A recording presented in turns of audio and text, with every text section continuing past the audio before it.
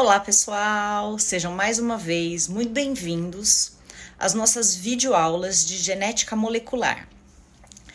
Nessa aula, nós daremos continuidade à tecnologia do DNA recombinante, onde será abordado, então, a reação em cadeia da polimerase, Polymerase Chain Reaction, conhecida mais popularmente como PCR. Nós veremos, então, o princípio dessa reação, assim como as aplicações da PCR. Vamos lá e eu desejo uma boa aula a todos. Bom, então vamos lá. Nessa aula, nós vamos então abordar a tecnologia do DNA recombinante, dando ênfase então à tecnologia do PCR, que é a reação em cadeia da polimerase, ou em inglês Polymerase Chain Reaction. Então, nessa aula, a gente vai fazer uma breve introdução de como surgiu essa metodologia, o princípio dessa técnica, né, como que ela ocorre, e as aplicações da PCR. Lembrando, então, que ao final de cada módulo, eu sugiro que vocês façam os questionários que estão disponíveis lá no eDisciplinas.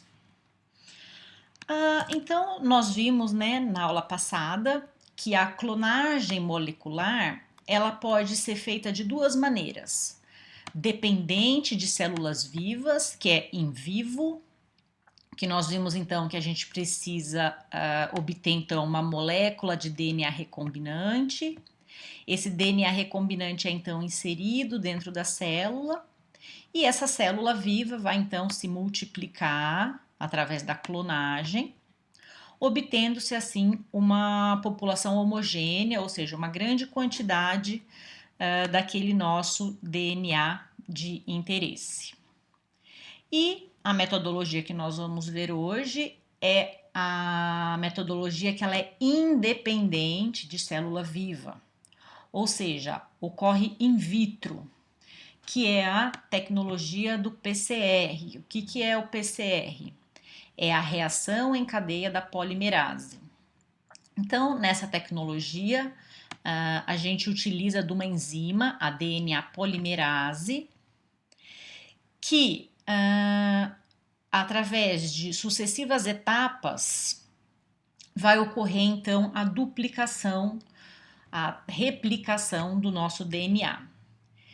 Então, a técnica, né, do PCR, ela consiste então de 3 etapas. A primeira etapa é de desnaturação, que ocorre em torno de 94 graus Celsius. Nessa fase de desnaturação da molécula de DNA, a fita dupla de DNA, elas vão se separar. Depois, então, dessa desnaturação, ocorre, então, uma fase chamada de anelamento, que ocorre em torno de 40, 50, 60 graus Celsius. Nessa fase de anelamento, os oligonucleotídeos ou primers, eles vão se anelar à fita de DNA.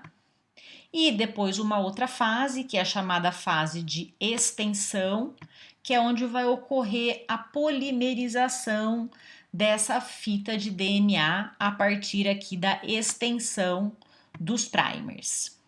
Então, essas 3 etapas, elas constituem, então, em um ciclo. Um ciclo leva em torno de 5 minutos. E na técnica de PCR, normalmente é feito de 30 a 35 ciclos, para se obter, então, uma quantidade suficiente de DNA. Então, para fazer então a clonagem molecular independente de célula viva ou in vitro, que é a tecnologia do PCR, a grande protagonista são as DNA polimerase, isoladas de bactéria, geralmente. Então, o que vai acontecer, né, nessa técnica do PCR? Como se dão, então, esses ciclos de diferentes temperaturas? Então, aqui está a nossa fita dupla de DNA e o nosso fragmento, né, que vai ser clonado, nosso fragmento de interesse, está aqui presente, então, nessa fita dupla. Então, ocorre então a desnaturação, que ocorre aqui em torno de 94 graus. Com a desnaturação, a dupla fita, então, ela é desfeita. E na etapa seguinte, de anelamento, que ocorre aqui entre 50 a 60 graus, os oligonucleotídeos, eles vão se anelar à extremidade 3' da molécula simples de DNA. E numa fase seguinte, que é a fase de extensão, que é a fase em que a temperatura fica em torno aqui de 72 graus Celsius, que é quando a DNA polimerase tem a sua atividade ótima, vai ocorrer então aqui a síntese da molécula complementar aqui de DNA. Essa técnica da reação em cadeia da polimerase, ela foi inventada pelo pesquisador Kary Mullis em 1983, quando ele dirigia pela estrada lá na Califórnia. Aí ele teve a brilhante ideia de que se utilizasse os oligonucleotídeos sintetizados, né, em laboratório, poderia ocorrer então a síntese de uma outra molécula de DNA. Naquela época, eles utilizaram, esse pesquisador, né, eles utilizavam uma enzima isolada de E. coli. Mas essa enzima, né, essa DNA polimerase isolada de E. coli, ela não era resistente à temperatura aqui de desnaturação que ocorria a 94 graus Celsius. Então, todo o ciclo que ocorria durante a reação da polimerase, era necessário então adicionar mais enzima por causa dessa desnaturação aqui que ocorria da enzima.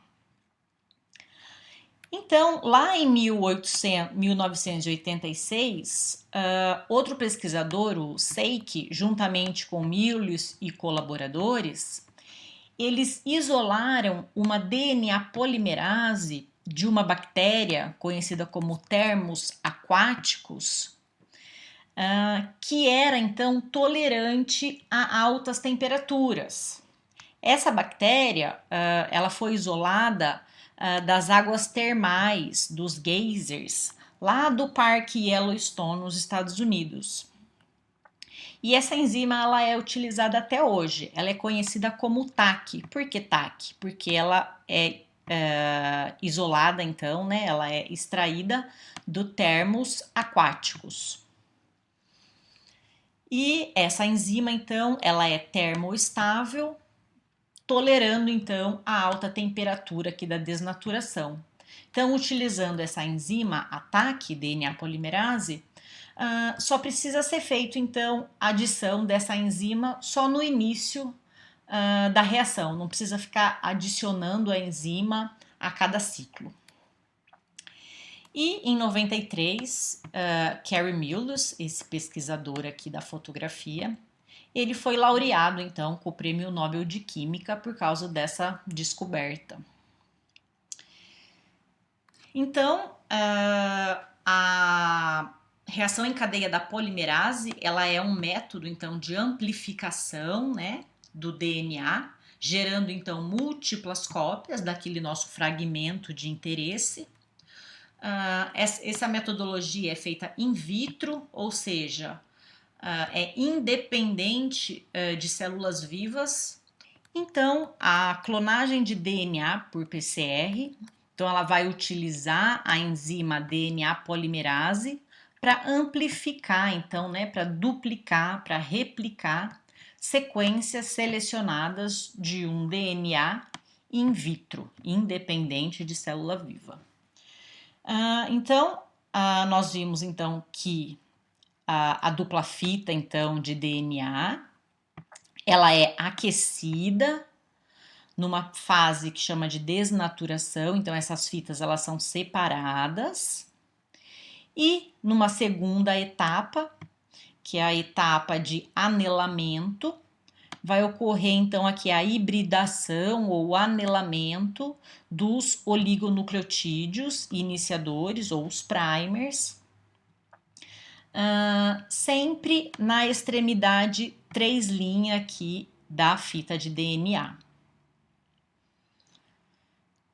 E numa terceira etapa, que é a etapa de extensão ou de síntese de DNA, vai ocorrer então a extensão aqui da fita de DNA através da DNA polimerase e dos nucleotídeos presentes então na reação. Dos 4 nucleotídeos, um mix, né? É um mix de nucleotídeos em quantidades equimolares, ou seja, em quantidades iguais, para que ocorra então aqui a síntese de DNA. E no segundo ciclo, então aqui no primeiro ciclo houve a separação das fitas, o anelamento e a síntese de DNA. Num segundo ciclo, vai ocorrer novamente a desnaturação, ou seja, a separação dessas fitas, o anelamento do oligonucleotídeo iniciador e a síntese da fita de DNA, e assim sucessivamente. Então, esse processo, né, ele tem um crescimento geométrico ou exponencial, como ele é mais conhecido, onde duas moléculas, duas fitas, né, duas moléculas de DNA vão gerar 4 moléculas de DNA e depois 4 moléculas de DNA vão gerar 8 moléculas de DNA e assim sucessivamente. Então, as etapas da PCR, né, que vai ser a desnaturação, o anelamento e a extensão, isso compreende um ciclo e a cada ciclo ocorre então a duplicação da quantidade de DNA. E cada ciclo dura em média 5 minutos. Então, inicialmente, nós temos a fita dupla de DNA, que ela é então aquecida a 94 graus Celsius, ocorrendo então a desnaturação desse DNA, ou seja, a separação das fitas de DNA. Aí ocorre um resfriamento para que ocorra então o anelamento dos primers. Então, o anelamento ele sempre vai se dar aqui na posição 3' da fita de DNA. Esse anelamento do primer ele vai gerar aqui uma extremidade 3' com uma hidroxila livre para que ocorra então aqui a síntese, né, a extensão da molécula de DNA. E uma fase então de extensão que ocorre aqui em torno de 70 graus, 72 graus para ser mais exato, que vai ocorrer então a extensão desses primers, ou seja, a síntese da outra fita aqui, da fita azul, complementar à fita molde inicial vermelha. Então, dessa maneira, no final de cada ciclo, que dura em média 5 minutos, o material genético, né, o DNA, o fragmento de DNA, ele é duplicado. Então, a reação em cadeia da polimerase, que é a PCR, ela pode ser utilizada tanto para obter clones genômicos a partir de DNA ou clones de DNA complementar a partir de um RNA mensageiro. Então, as células, né, elas vão ser lisadas. Se a gente for trabalhar com o DNA, então é feito o isolamento do DNA. Então, no DNA vai ter o fragmento de interesse que vai ser clonado. É feito, então, a desnaturação dessa molécula, dessa fita dupla de DNA. As fitas, então, vão ser separadas. Os oligonucleotídeos iniciadores, eles vão se anelar na extremidade 3' da fita de DNA. E durante a amplificação, né, da PCR, vai ocorrer então a síntese da molécula de DNA. Então, ao final dessa amplificação do PCR, dessa extensão, a gente vai obter então os clones genômicos, que vão ser moléculas de DNA idênticas àquele nosso DNA inicial. E a PCR também pode ser utilizada, então, para se obter fitas de DNA complementar, né? Clones de DNA complementar a partir do RNA mensageiro. Então, o RNA mensageiro, ele pode ser isolado das células também. Então, a gente vai obter, então, as sequências do RNA mensageiro. E nessas sequências de RNA mensageiro, a gente vai ter nossa região aqui de interesse, que vai ser clonada. Então, a partir desse RNA mensageiro, os oligonucleotídeos, né, iniciadores ou os primers, eles também vão se anelar à molécula de RNA e uma enzima chamada transcriptase reversa, na presença dos nucleotídeos de adenina, timina, citosina e guanina, vai ocorrer então a síntese da fita de DNA complementar a essa molécula aqui de RNA mensageiro. Numa segunda etapa, então, é adicionado o segundo oligonucleotídeo iniciador, o segundo primer, que vai se anelar aqui a extremidade 3' novamente do DNA complementar. E agora a DNA polimerase vai amplificar então essa fita aqui de DNA complementar. Então, dessa maneira, a gente obtém então clones de DNA complementar àquela fita de RNA mensageiro. Uma outra maneira de se obter esses clones de DNA complementar, então as células, né, elas vão ser lisadas e vai ser então isolado e purificado o RNA mensageiro. Em eucariotos, o RNA mensageiro ele recebe a cauda poli-A, que essa cauda poli-A é um sinal de que o RNA mensageiro ele já está pronto, né, para ser enviado do núcleo para o citoplasma, onde vai ocorrer então a tradução desse RNA mensageiro. Então, se a gente quer obter moléculas de DNA complementares a esse RNA mensageiro, a gente pode usar então o iniciador poli-T, que ele vai hibridizar, né, ele vai anelar com a cauda poli-A do RNA mensageiro, e a enzima transcriptase reversa, na presença dos nucleotídeos, vai ocorrer então a formação da molécula de DNA complementar.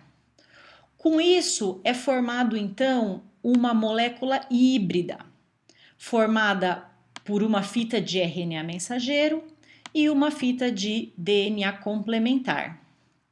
A próxima etapa é feita então a degradação parcial do RNA com RNase.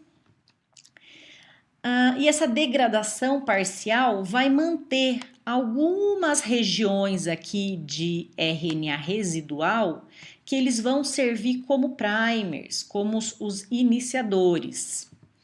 E a DNA polimerase, na presença, de novo, né, dos nucleotídeos, vai ocorrer então a síntese da segunda fita de DNA complementar.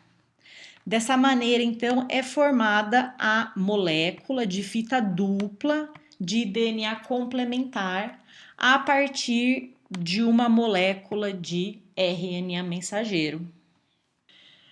Então, no processo, né, na reação, né, da reação em cadeia ou reação em série, né, da polimerase, o equipamento utilizado é o termociclador, que é esse equipamento aqui.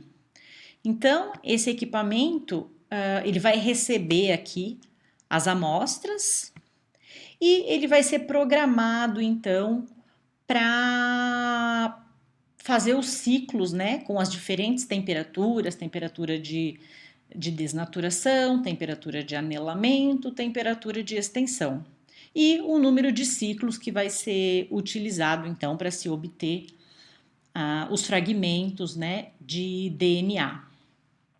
Então, no equipamento vai ser colocada a amostra. O que vai ter na amostra, então, né? Então, vai ter a molécula de DNA de interesse, né, que tem o fragmento aqui de interesse que vai ser clonado.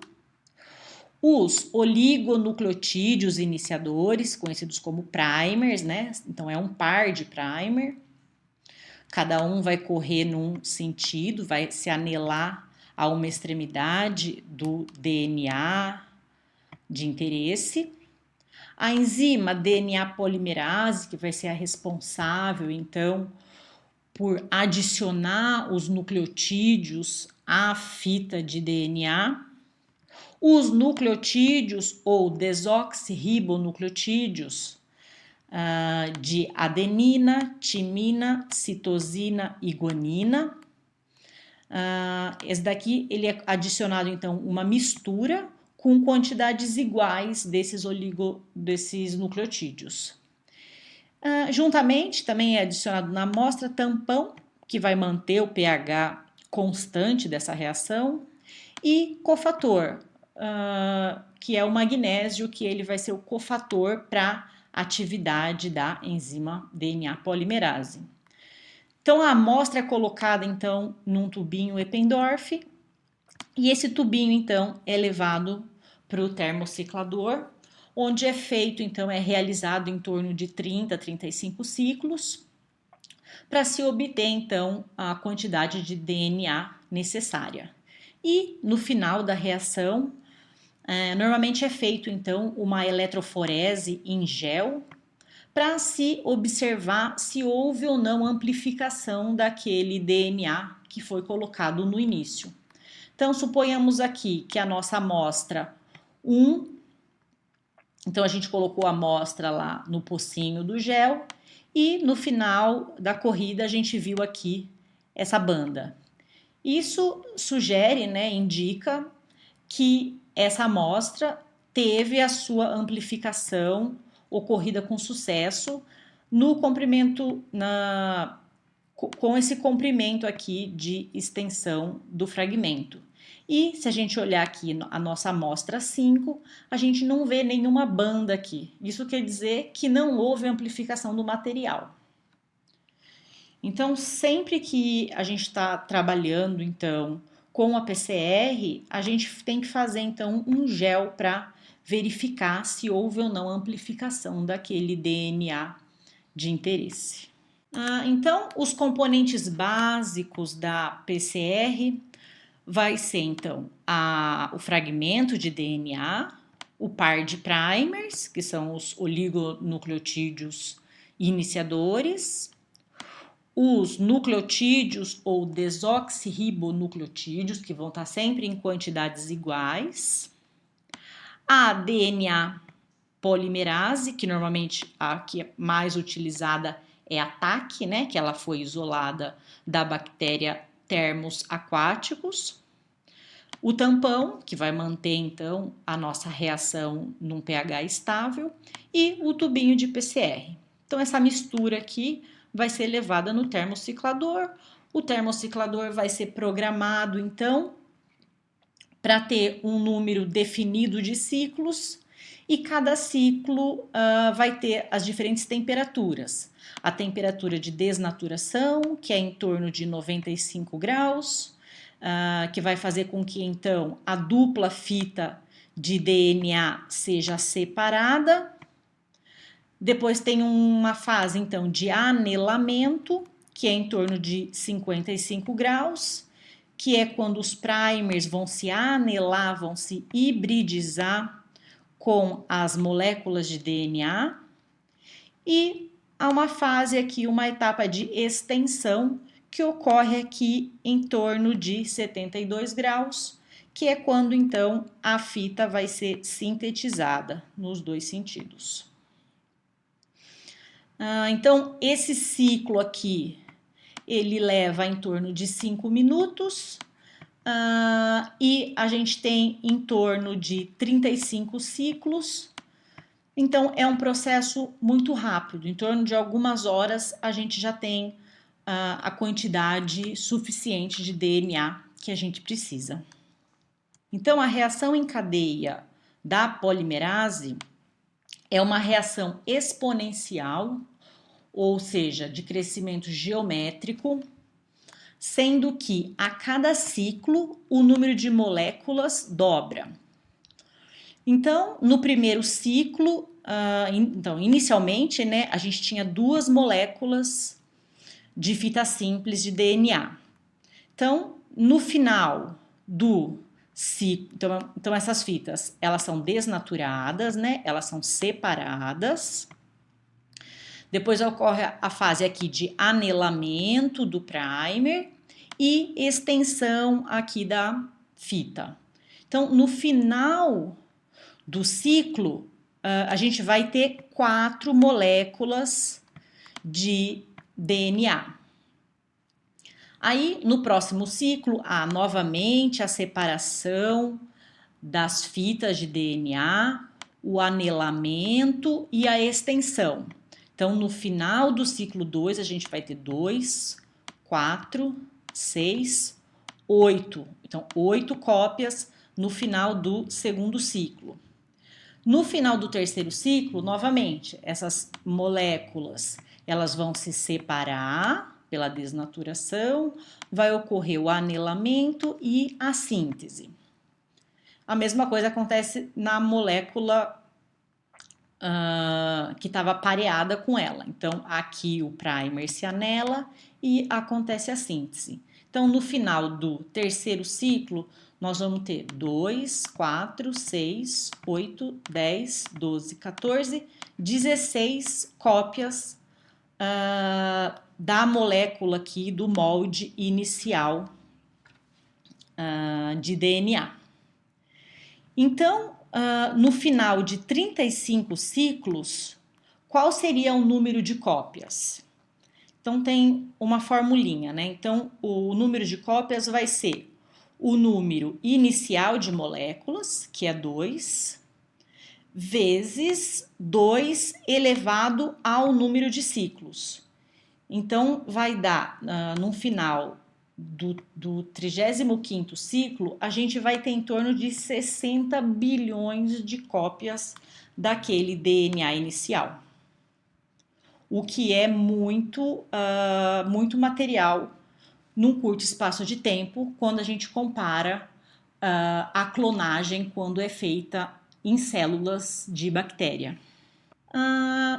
Durante, né, os ciclos da PCR, se a gente observar, no final do primeiro ciclo, então as duas fitas de DNA elas estão unidas, vai ocorrer a desnaturação, o anelamento dos primers na molécula de cima e na molécula de baixo, e vai ocorrer então a extensão, a síntese.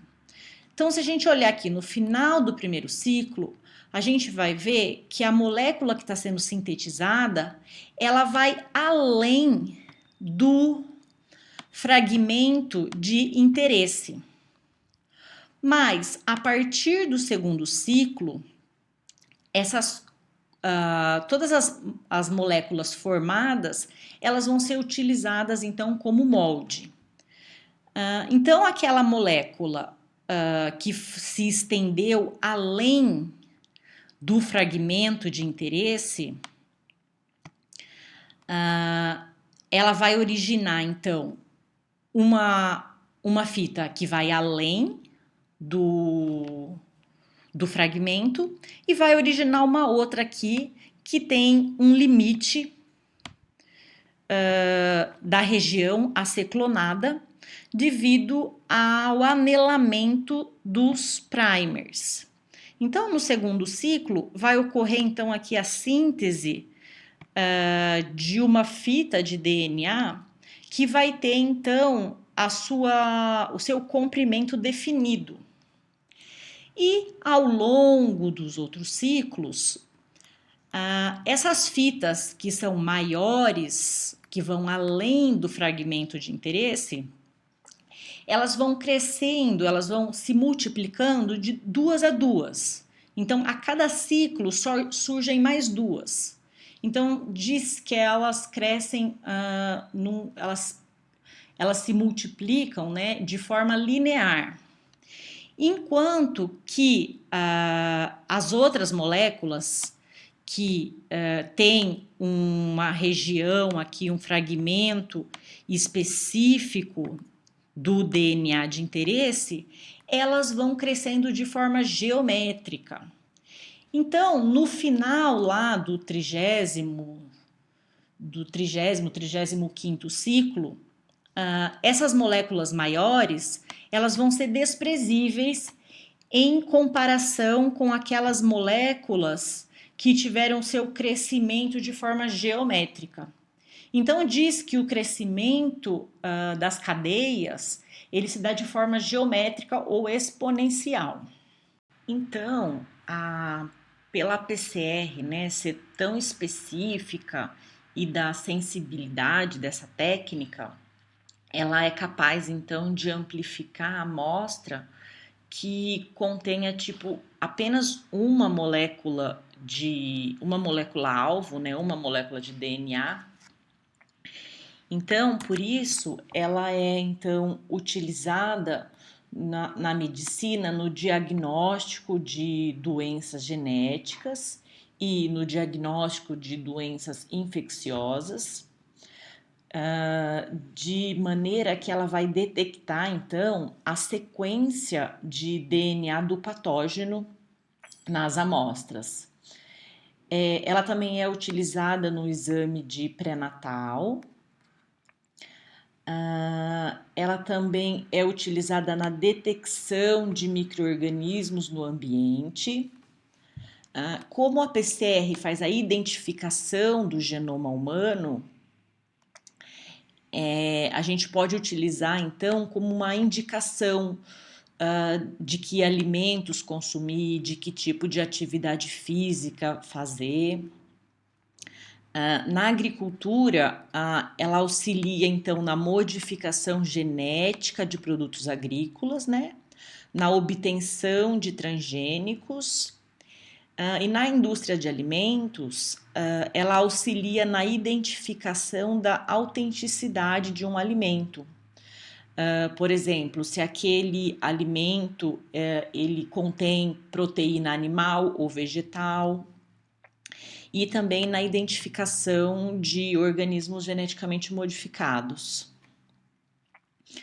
A PCR também ela é utilizada na ciência forense, pela análise de DNA em cenas de crime e também no teste de paternidade. Ela é utilizada também em estudos filogenéticos, para se entender a evolução e a relação entre os organismos, e é utilizada na engenharia genética em geral. Então, um exemplo, né, da aplicação da PCR na agricultura, que seria na identificação da autenticidade, né, de alimentos, Então, imagine que a gente tem uma planta e a gente quer saber se aquela planta é transgênica. Então, a gente vai tirar uma amostragem da planta, a gente vai fazer então a extração do DNA dessa planta e a gente vai submeter o material então à tecnologia do PCR para amplificar um fragmento do DNA que comprove que aquela planta, né, seja um transgênico, que ela recebeu um fragmento de DNA de um outro organismo ou que foi modificado aquele fragmento. Então a gente vai amplificar uma região determinada, né, do DNA e pela eletroforese a gente consegue identificar se aquela amostra que a gente submeteu ao PCR foi amplificada ou não. Então, se a gente olhar aqui nessa linha, né? Então, aqui seriam as amostras, aqui seria o padrão e aqui seria a primeira amostra. Então, a gente vê aqui uma banda e essa banda tem aqui um comprimento de pares de base. Então, se aquele comprimento que a gente tinha, né, de interesse que foi inserido na planta, se ele tinha lá 600 pares de base, então quer dizer que aquele fragmento ele foi amplificado. Se a gente não encontra uma banda na nossa amostra, significa que não tinha aquele fragmento de DNA que a gente esperava que fosse amplificado. Então, nós vimos, né, que uma variação da PCR é a PCR transcriptase reversa, que além de usar a DNA polimerase, a gente usa uma outra enzima, que é a transcriptase reversa, que ela vai, então, sintetizar uma molécula de DNA complementar ao RNA. Então, como que é feito, né, essa técnica? Então, o RNA mensageiro, ele vai ter aqui o start codon, que são as bases A U G, e ele vai ter aqui a cauda poli-A. Então, o nosso oligonucleotídeo aqui de timina, ele vai se hibridizar com o nosso RNA mensageiro e a enzima transcriptase reversa, na presença dos mix de nucleotídeos, vai fazer com que ocorra aqui a síntese da molécula de DNA complementar. Então, o próximo passo é fazer a degradação desse RNA mensageiro o RNA que ficou na fita, né, o RNA residual, ele vai servir então como primer para sintetizar aqui a segunda molécula de DNA complementar, na presença então da DNA polimerase, que vai amplificar então os fragmentos de DNA complementar. Então, a PCR de transcriptase reversa, ela é utilizada para diagnóstico de doenças virais, como, por exemplo, o vírus do HIV. Então, como que é feito, né? É retirada uma amostra do paciente, é feita, então, a extração do RNA, do genoma do vírus, e esse RNA, então, ele vai ser amplificado, né, pela enzima transcriptase reversa. E, através, então, da eletroforese em gel, vai ser detectado, então, a banda específica àquele DNA complementar que foi amplificado. Atualmente, né, o PCR de transcriptase reversa, ele é utilizado para diagnosticar o SARS-CoV-2, que é a COVID, que é um tema bem atual. Então, é tirada uma amostra aqui do paciente da saliva, né? É feito, então, a extração do RNA do vírus e é adicionado aqui num tubinho a transcriptase reversa, os nucleotídeos, a DNA polimerase, e é feito então um PCR que vai amplificar então a região, o fragmento do vírus que caracteriza, né, aquele vírus, se ele está presente ou não na amostra. E o PCR em tempo real, que é utilizado então para fazer a quantificação de DNA ou RNA numa amostra. Então essa técnica, né, do PCR em tempo real, ele vai então emitir fluorescência em relação à quantidade de DNA que tem na nossa amostra. Então, tem dois tipos de marcadores. Tem um marcador inespecífico, que é aquele que vai hibridizar em qualquer região do DNA, e tem um marcador específico, que ele vai hibridizar naquelas regiões específicas do DNA. Então, como que cada um desses marcadores funcionam? Então, o marcador inespecífico, ele vai se anelar conforme a dupla fita de DNA é formada. E conforme ele vai se anelando e a DNA polimerase vai sintetizando aqui a segunda fita, ele se anela e emite fluorescência. Então, quanto mais DNA, mais fluorescência ele vai emitir. E tem um outro marcador, que é um marcador específico, que ele é formado, então, por uma extremidade 5' que emite fluorescência e uma extremidade 3' que recebe essa fluorescência. Enquanto esse marcador eles estão unidos, não há, então, emissão de fluorescência. Quando esse marcador ele se hibridiza, ele se anela a uma região específica do DNA, conforme ataque, né, a DNA polimerase ela vai sintetizando aqui a fita de DNA, ela vai fazer então com que rompa, que haja então o clive, né, rompa essa molécula aqui, esse marcador específico. Quando faz o rompimento desse marcador, a molécula que emite fluorescência, ela vai emitir então fluorescência, fazendo com que então essas duas partes fiquem separadas, e a molécula que emite fluorescência vai emitir luz, e dessa maneira então que é detectado, né, é quantificado o DNA. Então, conforme mais DNA tem na molécula, maior vai ser a emissão dessa fluorescência, usando então esse marcador específico, que ele vai se ligar em regiões específicas do DNA. Bom, pessoal, então deixo aqui para vocês um estudo dirigido, que está lá no E-Disciplinas, e a bibliografia. Lembrando que esses 2 capítulos já estão lá nas aulas anteriores, o que foi adicionado foram só esses 2 capítulos aqui. E tem esses 2 vídeos aqui, bem curtinhos, bem interessantes, para vocês verem sobre a técnica da PCR. Bom, até mais!